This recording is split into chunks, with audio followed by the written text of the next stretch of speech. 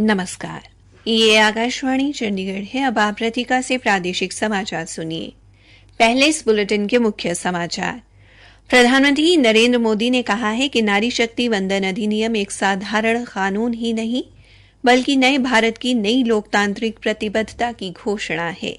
हरियाणा की महिला एवं बाल विकास मंत्री कमलेश ढांडा ने कहा है कि प्रधानमंत्री ने महिलाओं के सामाजिक, राजनीतिक एवं आर्थिक उत्थान की राह को आसान बनाया है। भारतीय स्नातक चिकित्सकों के लिए अमेरिका, कनाडा, ऑस्ट्रेलिया और न्यूजीलैंड जैसे देशों में स्नातकोत्तर की पढ़ाई करने और प्रैक्टिस करने का मार्ग प्रशस्त हुआ। हरियाणा के मुख्यमंत्री मनोहर लाल ने मानेसर में फ्लिपकार्ट के क्षेत्रीय वितरण केंद्र का शिलान्यास किया और हरियाणा सरकार कल से बाजरे की खरीद शुरू करेगी। अब समाचार विस्तार से। प्रधानमंत्री नरेंद्र मोदी ने कहा है कि नारी शक्ति वंदन अधिनियम नामक महिला आरक्षण विधेयक एक साधारण कानून ही नहीं, बल्कि नए भारत की नई लोकतांत्रिक प्रतिबद्धता की घोषणा है। भारतीय जनता पार्टी के नई दिल्ली स्थित मुख्यालय में नारी शक्ति वंदन अभिनंदन कार्यक्रम को संबोधित करते हुए प्रधानमंत्री ने संसद में इस विधेयक के पारित होने पर देश की सभी महिलाओं को बधाई दी है। उन्होंने कहा कि इस निर्णय को लेकर उत्सव मनाया जाएगा और आने वाली पीढ़ियां इसे याद करेंगी। श्री मोदी ने इस ऐतिहासिक विधेयक को पूरे उत्साह के साथ पारित करवाने के लिए दोनों सदनों, सभी राजनीतिक दलों और सांसदों का आभार व्यक्त किया। प्रधानमंत्री ने कहा कि इससे पहले इस विधेयक को पारित कराने के लिए कोई प्रयास नहीं किया गया, बल्कि हर कोई प्रयास करने का दिखावा ही करता रहा।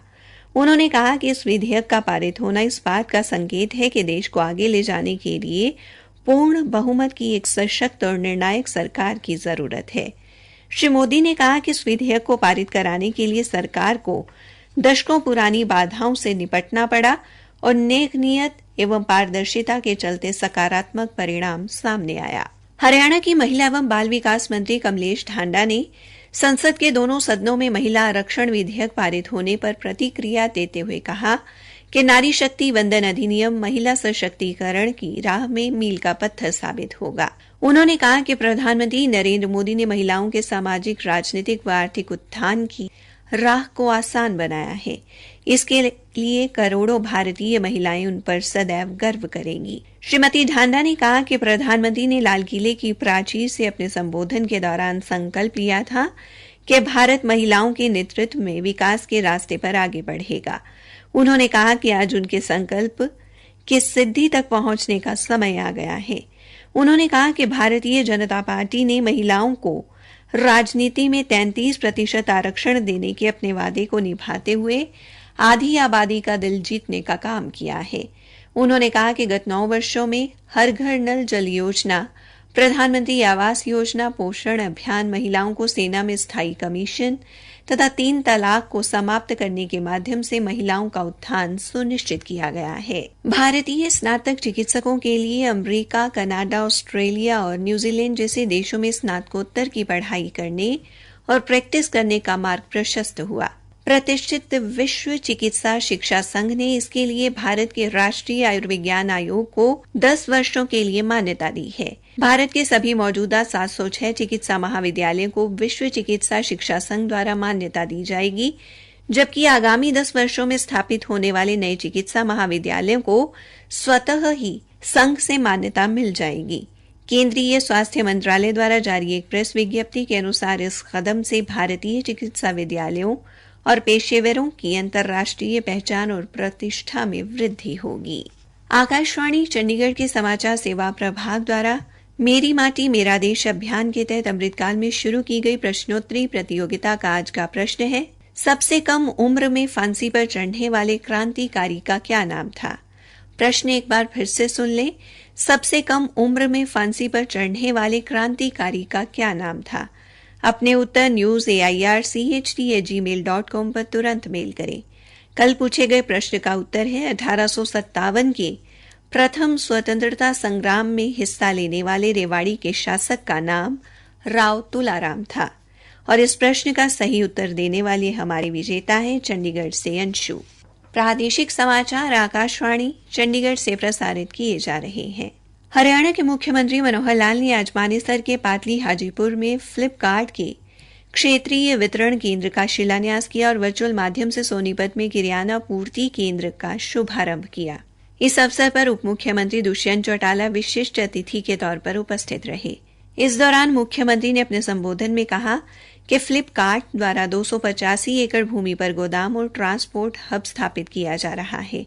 उन्होंने कहा कि इसमें से 140 एकड़ भूमि पर 1389 करोड़ रुपए के निवेश से बनने वाला ये क्षेत्रीय वितरण केंद्र एशिया का सबसे बड़ा वितरण केंद्र होगा। मुख्यमंत्री ने कहा कि इससे हरियाणा में निवेशकों की रुचि बढ़ेगी और वितरण केंद्र में 10,000 लोगों को प्रत्यक्ष व अप्रत्यक्ष रूप से रोजगार मिलेगा। उन्होंने कहा कि इसी तरह सोनीपत में फ्लिपकार्ट के नए किराना पूर्ति केंद्र के माध्यम से रोजगार के लगभग 2,000 प्रत्यक्ष एवं अप्रत्यक्ष अवसर पैदा होंगे और साथ ही इलाके के हजारों विक्रेताओं, सूक्ष्म लघु एवं मध्यम उद्यमों तथा किसानों की पूरी देश तक पहुंच सुनिश्चित होगी। मुख्यमंत्री ने फ्लिपकार्ट द्वारा प्रदेश में निवेश करने पर खुशी व्यक्त करते हुए कहा कि हरियाणा में निवेशकों के लिए अत्यंत अनुकूल माहौल है। उन्होंने कहा कि गुरुग्राम जिले में लगभग 1,000 एकड़ भूमि पर ग्लोबल सिटी विकसित की जा रही है। इस परियोजना में 1 लाख करोड़ रुपए का निवेश होने की प्रबल संभावना है। मुख्यमंत्री ने कहा कि इस तरह के बड़े निवेश अगले साल भारत को 5,000 अरब डॉलर की अर्थव्यवस्था बनाने की प्रधानमंत्री नरेंद्र मोदी की परिकल्पना को साकार करने में अत्यंत कारगर साबित होंगे। उन्होंने बताया कि नारनौल में 886 एकड़ भूमि में 70 करोड़ डॉलर की लागत से एकीकृत मल्टी मॉडल लॉजिस्टिक्स हब विकसित किया जा रहा है।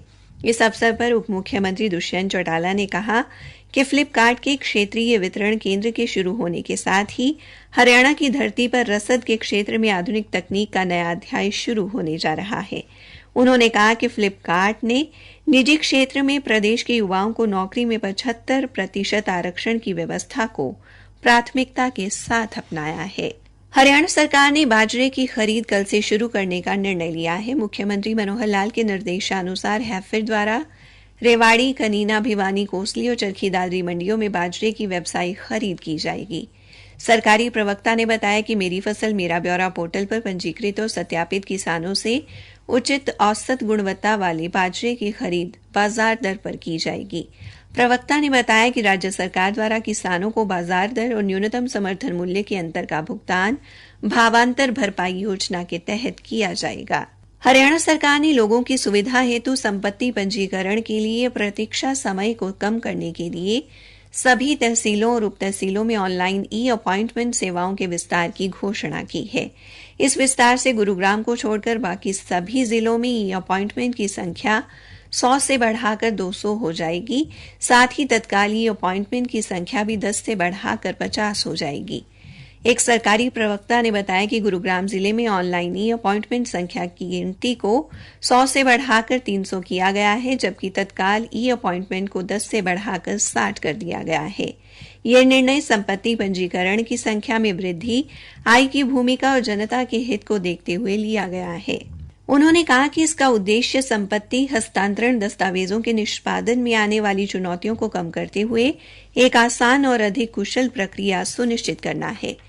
संपत्ति पंजीकरण में दक्षता और पारदर्शिता बढ़ाने के लिए हरियाणा सरकार ने उपमंडल अधिकारियों और जिला राजस्व अधिकारियों को भी संपत्ति पंजीकरण का कार्य करने का अधिकार प्रदान किया है। पानीपत में राष्ट्रीय पोषण माह के अंतर्गत आज विकास नगर, राजनगर व संजय कॉलोनी सहित विभिन्न क्षेत्रों में महिला एवं बाल विकास विभाग द्वारा विभिन्न कार्यक्रम आयोजित कर महिलाओं और बच्चों को खान-पान के प्रति जागरूक किया गया और जागरूकता रैली निकाली गई।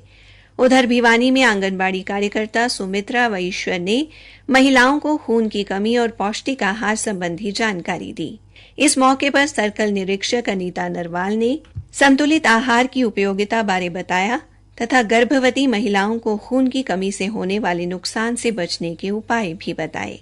इसी के साथ ये समाचार बुलेटिन समाप्त हुआ।